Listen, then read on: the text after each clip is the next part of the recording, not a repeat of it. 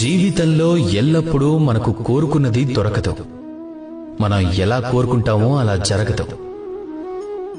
అప్పుడు మనం బాధపడతాం, నిరాశ చెందుతాం.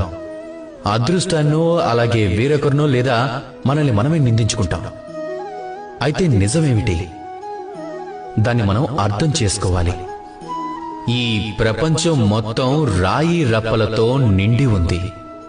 ప్రతి ప్రదేశంలో మనకు చిన్న చిన్న కంకర దొరుకుతుంది. దాన్ని తప్పించుకునే అవకాశమే లేదు. ఇప్పుడు ఈ విషయం మనందరికీ తెలుసు. దాని ప్రకారమే మన జీవితంలో కూడా ఈ సమస్యలనేవి ఉంటాయి. కనుక వాటి నుంచి ఎవ్వరూ తప్పించుకోలేరు. ఒక సమస్య పరిష్కారం కాగానే రెండో సమస్య వస్తుంది. రెండో సమస్యను పరిష్కరించక మూడో సమస్య వస్తుంది.